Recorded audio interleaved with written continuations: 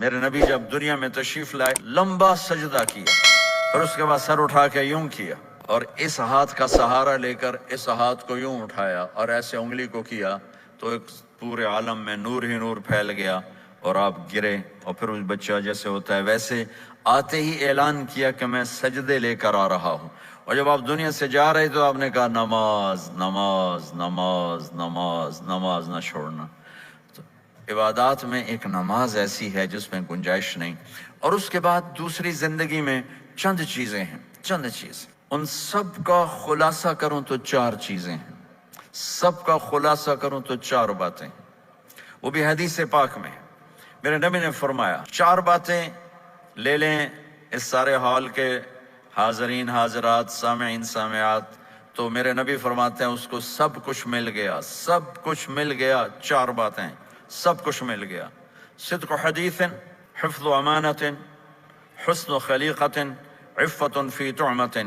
4 باتیں، سچ بولے جھوٹ نہ بولے، سچ بولے جھوٹ نہ بولے، دیانتداری سے کام کرے، دھوکہ نہ دے، اخلاق اچھے ہوں، بد اخلاق نہ ہو، رزق حلال ہو، حرام نہ ہو۔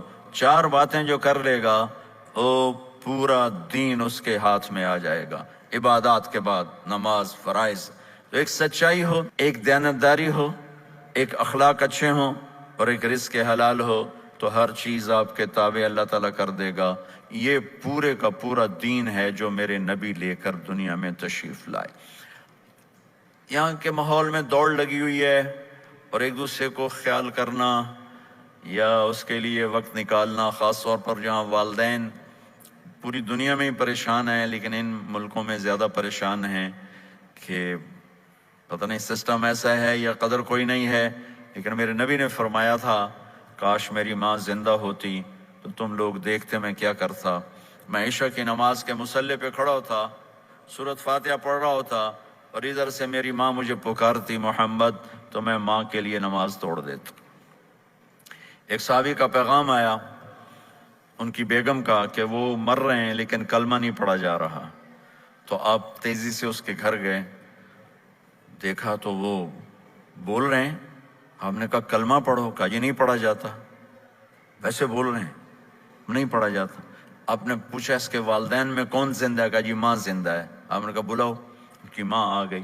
آپ نے کہا تم اس سے ناراض ہو، کہا جی ناراض ہوں۔ کیا ناراضگی ہے؟ کہ یا رسول اللہ بدتمیزی سے بولتا تھا، بس اور کوئی ناراضگی نہیں، بہت نیک بچہ ہے، تہجد بھی پڑھتا ہے، روزے بھی رکھتا ہے، قرآن بھی پڑھتا ہے، مجھ سے بولتا ہے تو سخت ہو کے بولتا، ریش ہو کے بولتا۔ تو آپ نے کہا معاف کرتی ہو؟ کہا نہیں میں نہیں معاف کرتا۔ تو آپ نے فرمایا میں اسے آگ لگا دوں پھر سفارش کرو گے؟ کہا ہاں ہاں پھر تو کروں گے۔ کہا اگر تو نے معاف نہ کیا تو اللہ اسے جہنم میں ڈال دے گا۔ انہوں نے کہا نہیں میں معاف کرتی ہوں۔ جب ماں نے کہا میں معاف کرتی ہوں، آپ نے کہا کلمہ پڑھو، تو اس نے کہا لا الہ الا اللہ، اور اس کی جان نکل گئی۔ پھر آپ نے ان کا جنازہ پڑھایا اور فرمایا کہ جس نے ماں باپ کو دکھ دیا اس پہ اللہ کی لعنت، اس پہ زمین آسمان کی لعنت، ان کی نہ نماز قبول ہے، نہ روزہ قبول ہے، نہ صدقہ قبول ہے۔ تو مجھے آپ اکثر نوجوان نظر آ رہے ہیں، آپ فیملیز والے ہیں، اپنے ماں باپ کو عزت دیں، اپنے ماں باپ کے پاؤں دھو کر پئیں، ان کی دعا لے لیں، وہ دعا آپ کو کہاں سے کہاں پہنچا دے گی۔ ماں باپ کی دعائیں وہ کام کرتی ہیں جو نہ امریکن ڈالر کرتا ہے، نہ کینیڈین ڈالر کرتا ہے، نہ برٹش پاؤنڈ کرتا ہے، نہ پاکستانی ہندوستانی روپیہ کرتا ہے۔ ماں باپ کی دعاؤں سے 7 آسمان کے دروازے کھل جاتے ہیں، زمین آسمان کی برکتیں سمٹ کر ان لوگوں کے پاؤں میں آتی ہیں جو اپنے ماں باپ کی دعا لیتے ہیں۔